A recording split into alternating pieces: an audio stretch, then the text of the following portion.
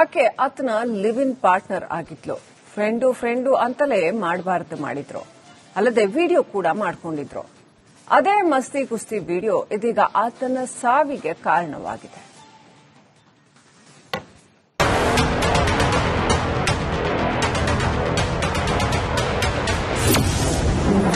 ರಾಮಕೇಶ್ ಮೀನಾ ಸಾವಿಗೆ big twist. ಗೆಳೆಯನಿಗೆ ಬೆಂಕಿ ಇಟ್ಟ ಐನಾತಿ ಗೆಳತಿ. ಈ ಫೋಟೋ ನೋಡಿ, ಅದೇನು ಡ್ಯಾನ್ಸು ಅಂತೀರಾ, ಅದೇನು ಲುಕ್ ಅಂತೀರಾ? ಸ್ವರ್ಗಕ್ಕೆ ಕಿಚ್ಚು ಹಚ್ಚುವ ಮೈಮಾಟ. ಈಕೆ ಯಾವ ಸೀರಿಯಲ್, ಸಿನಿಮಾ ಹೀರೋಯಿನ್ ಅಲ್ಲ. ಈ ಚಮ್ಮಕ್ ಚೆಲ್ಲೋ ಇನ್ನು ವಿದ್ಯಾರ್ಥಿನಿ. ಈ ಐನಾತಿ ಹೆಸರು ಅಮೃತ ಚೌಹಾಣ್ ಅಂತ. ಬಿಎಸ್ಸಿ ವಿಧಿವಿಜ್ಞಾನ ವಿದ್ಯಾರ್ಥಿಯಾಗಿದ್ದಾಳೆ. ದೆಹಲಿಯ ಗಂಧಿ ವಿಹಾರ್ನ ಅಪಾರ್ಟ್ಮೆಂಟ್ನಲ್ಲಿ ಸ್ನೇಹಿತನ ಜೊತೆ ವಾಸವಾಗಿದ್ಲು. ಜೊತೆಗಿದ್ದವನ ಹೆಸರೇ ರಾಮಕೇಶ್ ಮೀನಾ ಅಂತ. 32 ವರ್ಷದ ಈತ ಯುಪಿಎಸ್ಸಿ ಆಕಾಂಕ್ಷಿಯಾಗಿದ್ದಾನೆ.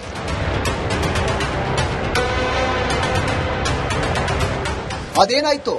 ಮೊನ್ನೆ ಅಡಿಗೆ ಅನಿಲ ಸ್ಫೋಟವಾಗಿ ರಾಮಕೇಶ್ ಮೀನಾ ಅರೆಬರೆ ಬೆಂದು ಪ್ರಾಣ ಬಿಟ್ಟಿದ್ದ. ಇದೀಗ ಈತನ ಸಾವಿಗೆ ಬಹುದೊಡ್ಡ ಟ್ವಿಸ್ಟ್ ಸಿಕ್ಕಿದೆ. ಗೆಳತಿಯಲ್ಲ, ಕೊಲೆಗಾತಿ. ಮೇ ತಿಂಗಳಿಂದ ಅಮೃತ ರಾಮಕೇಶ್ ಒಟ್ಟಿಗೆ ಇದ್ರು. ಫ್ಲಾಟ್ ಒಂದರಲ್ಲಿ ಬಾಡಿಗೆ ಪಡೆದು ವಿದ್ಯಾಭ್ಯಾಸ ಮಾಡ್ತಾ ಇದ್ರು. ಒಂದು ದಿನ ಒಪ್ಪಿಗೆ ಮೇರೆಗೆ ಲೈಂಗಿಕ ಕ್ರಿಯೆ ನಡೆಸಿದ್ರು. ರಾಮಕೇಶ್ ಖಾಸಗಿ ಕ್ಷಣದ ವಿಡಿಯೋ ಮಾಡಿಕೊಂಡಿದ್ದ. ಇದೇ ವಿಡಿಯೋ ಇಟ್ಕೊಂಡು ಅಮೃತಾಳಿಗೆ ಬ್ಲಾಕ್ ಮೇಲ್ ಮಾಡ್ತಿದ್ದಂತೆ. ಹಲವು ಬಾರಿ ಕಾಡಿಬೇಡಿದ್ರು ವಿಡಿಯೋ ಡಿಲೀಟ್ ಮಾಡ್ತಿರ್ಲಿಲ್ಲ. ಇದರಿಂದ ನೊಂದ ಅಮೃತ ಚಟ್ಟೆ ಕಟ್ಟಲು ಪ್ಲಾನ್ ಮಾಡಿದ್ದಾಳೆ. ಕೊಲೆಗೆ ಮಾಜಿ ಪ್ರಿಯಕರ ಸುಮಿತ್, ಆತನ ಸ್ನೇಹಿತ ಸಂದೀಪ್ ಸಾಥ್ ನೀಡಿದ್ದಾರೆ. ಫ್ಲಾಟ್ನಲ್ಲೇ ಉಸಿರುಗಟ್ಟಿಸಿ ಮೂವರು ಸೇರಿಕೊಂಡು ರಾಮಕೇಶ್ನನ್ನ ಕೊಂದಿದ್ದಾರೆ. ಬಳಿಕ ಶವದ ಮೇಲೆ ಎಣ್ಣೆ, ತುಪ್ಪ, ಲಿಕ್ಕರ್ ಸುರಿದು ಬೆಂಕಿ ಹಚ್ಚಿದ್ದಾರೆ. ನಂತರ ಎಸಿ, ಗ್ಯಾಸ್ ಸಿಲಿಂಡರ್ ಸ್ಫೋಟವಾಗುವಂತೆ ಮಾಡಿದ್ದಾರೆ. ಕೊಲೆ ಬದಲು ಆಕಸ್ಮಿಕ ಬೆಂಕಿಯಿಂದ ಸಾವು ಅಂತ ಬಿಂಬಿಸಿದ್ರು.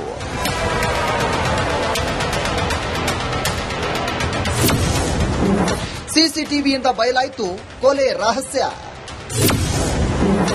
ತನ್ನ ಫರೆನ್ಸಿಕ್ ಜ್ಞಾನ ಬಳಸಿಕೊಂಡು ಹತ್ಯೆ. ಇನ್ನು ಪ್ರಕರಣ ದಾಖಲಿಸಿಕೊಂಡ ಪೊಲೀಸರಿಗೆ ಮಹತ್ವದ್ದು ಸಾಕ್ಷ್ಯ ಸಿಕ್ಕಿತ್ತು. ಅದು ಏನು ಅಂದ್ರೆ ಫ್ಲಾಟ್ನ ಸಿಸಿಟಿವಿ. ಇದೇ ದೃಶ್ಯ. ಇದು ಆಕಸ್ಮಿಕ ಬೆಂಕಿಯಿಂದ ಆದ ಸಾವು ಅಲ್ಲ, ಕೊಲೆ ಎಂಬ ಸುಳಿವು ನೀಡಿದೆ. ಅಕ್ಟೋಬರ್ 5ರ ರಾತ್ರಿ ಅಮೃತ್ ಚೌಹಾಣ್, ಸುಮಿತ್ ಕಶ್ಯಪ್ ಹಾಗೂ ಸಂದೀಪ್ ಕುಮಾರ್ ಮೂವರು ಗಾಂಧಿ ವಿಹಾರ್ನಲ್ಲಿರುವಂತಹ ರಾಮಕೇಶ್ ಮೀನಾನ ಫ್ಲಾಟ್ಗೆ ಪ್ರವೇಶ ಮಾಡಿದ್ದಾರೆ. ಇದರಲ್ಲಿ ಇಬ್ಬರು ಯುವಕರು ಮುಸುಕುಧಾರಿಗಳಾಗಿ ಕಟ್ಟಡ ಪ್ರವೇಶ ಮಾಡಿದ್ರು. ನಂತರ ಅಮೃತ ಚೌಹಾಣ್ ಬಂದಿದ್ದಾಳೆ. ಅಲ್ಲದೆ ಬೆಳಗಿನ ಜಾವ 2:57ರ ಸುಮಾರಿಗೆ ಅಮೃತ ಚೌಹಾಣ್, ಇಬ್ಬರು ಪುರುಷರು ಹೊರ ಹೋಗಿರುವುದು ಸಿಸಿಟಿವಿಯಲ್ಲಿ ರೆಕಾರ್ಡ್ ಆಗಿತ್ತು.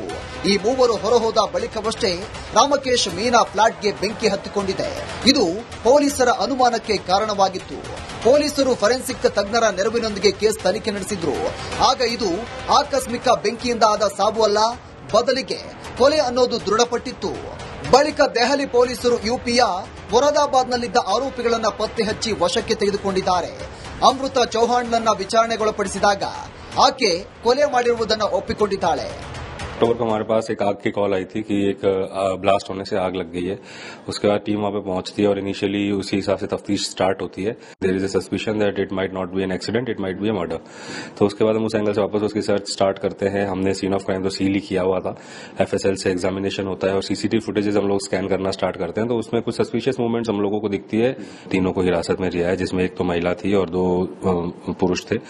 और इसमें जो महिला थी उसका डिसीज के साथ वो रह रही थी और उसमें उसका एलिगेशन ये था कि इसके पास मेरे कुछ ऑब्सीन वीडियोस है जो ये डिलीट नहीं कर रहा है. तो इस वजह से उन्होंने पूरी साजिश को अंजाम दिया. उसमें वो जो दूसरे 2 पुरुष थे उसमें से एक जो था सुमित कश्यप, वो इसके साथ लेडी के साथ पहले इनका रिलेशन रहा हुआ है. तो उसने इसके साथ अपनी बात बताई कि ऐसा है. तो then they tried to kill him. तो पहले तो उसको उन्होंने स्ट्रेंगुलेट करके गला दबा के उसको मार दिया. उसके बाद घी तेल सब उस पर डाल के उसके अंदर आग लगा दी और पास में सिलेंडर का रेगुलेटर खोल के उन्होंने ऑन कर दिया. क्योंकि जो सुमित कश्यप था he was an LPG distributor, तो उसको आइडिया था गैस कैसे काम करती है, कितने टाइम में बम फट सकता है ये वो.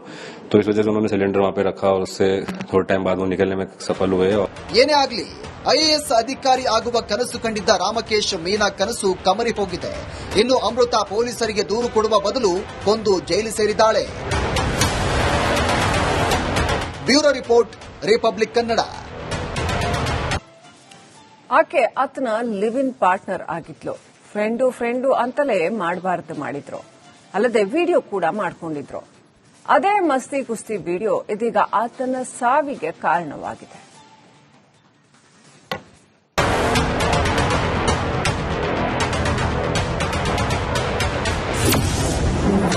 ರಾಮಕೇಶ್ ಮೀನಾ ಸಾವಿಗೆ ಬಿಗ್ ಟ್ವಿಸ್ಟ್.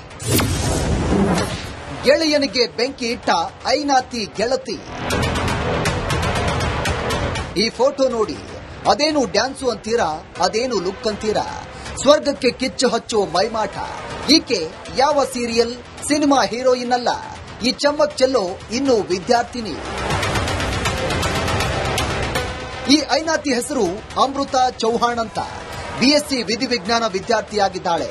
ದೆಹಲಿಯ ಗಂದಿ ವಿಹಾರ್ನ ಅಪಾರ್ಟ್ಮೆಂಟ್ನಲ್ಲಿ ಸ್ನೇಹಿತನ ಜೊತೆ ವಾಸವಾಗಿದ್ಲು.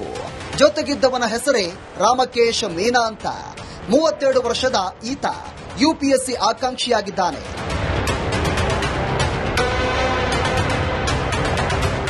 ಅದೇನಾಯ್ತು, ಮೊನ್ನೆ ಅಡಿಗೆ ಅನಿಲ ಸ್ಫೋಟವಾಗಿ ರಾಮಕೇಶ್ ಮೀನಾ ಅರೆಬರೆ ಬೆಂದು ಪ್ರಾಣ ಬಿಟ್ಟಿದ್ದ. ಇದೀಗ ಈತನ ಸಾವಿಗೆ ಬಹುದೊಡ್ಡ ಟ್ವಿಸ್ಟ್ ಸಿಕ್ಕಿದೆ. ಗೆಳತಿಯಲ್ಲ, ಕೊಲೆಗಾತಿ. ಮೇ ತಿಂಗಳಿಂದ ಅಮೃತ ರಾಮಕೇಶ್ ಒಟ್ಟಿಗೆ ಇದ್ರು. ಫ್ಲಾಟ್ ಒಂದರಲ್ಲಿ ಬಾಡಿಗೆ ಪಡೆದು ವಿದ್ಯಾಭ್ಯಾಸ ಮಾಡ್ತಾ ಇದ್ರು. ಒಂದು ದಿನ ಒಪ್ಪಿಗೆ ಮೇರೆಗೆ ಲೈಂಗಿಕ ಕ್ರಿಯೆ ನಡೆಸಿದ್ರು. ರಾಮಕೇಶ್ ಖಾಸಗಿ ಕ್ಷಣದ ವಿಡಿಯೋ ಮಾಡಿಕೊಂಡಿದ್ದ.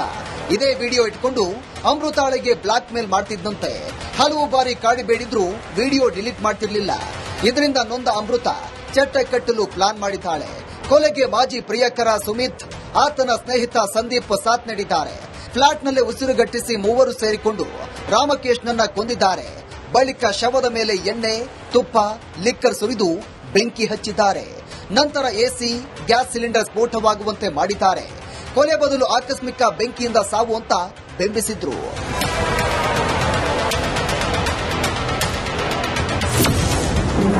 ಸಿಸಿಟಿವಿಯಿಂದ ಬಯಲಾಯಿತು ಕೊಲೆ ರಹಸ್ಯ.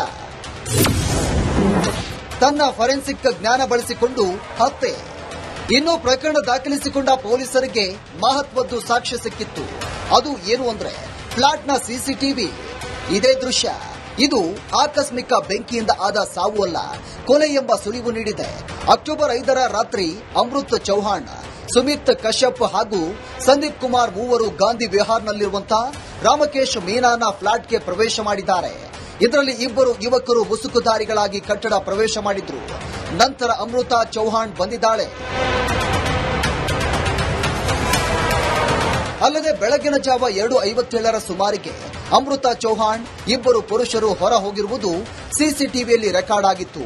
ಈ ಮೂವರು ಹೊರಹೋದ ಬಳಿಕವಷ್ಟೇ ರಾಮಕೇಶ್ ಮೀನಾ ಫ್ಲಾಟ್ಗೆ ಬೆಂಕಿ ಹತ್ತಿಕೊಂಡಿದೆ. ಇದು ಪೊಲೀಸರ ಅನುಮಾನಕ್ಕೆ ಕಾರಣವಾಗಿತ್ತು. ಪೊಲೀಸರು ಫರೆನ್ಸಿಕ್ ತಜ್ಞರ ನೆರವಿನೊಂದಿಗೆ ಕೇಸ್ ತನಿಖೆ ನಡೆಸಿದ್ರು. ಆಗ ಇದು ಆಕಸ್ಮಿಕ ಬೆಂಕಿಯಿಂದ ಆದ ಸಾವು ಅಲ್ಲ, ಬದಲಿಗೆ ಕೊಲೆ ಅನ್ನೋದು ದೃಢಪಟ್ಟಿತ್ತು.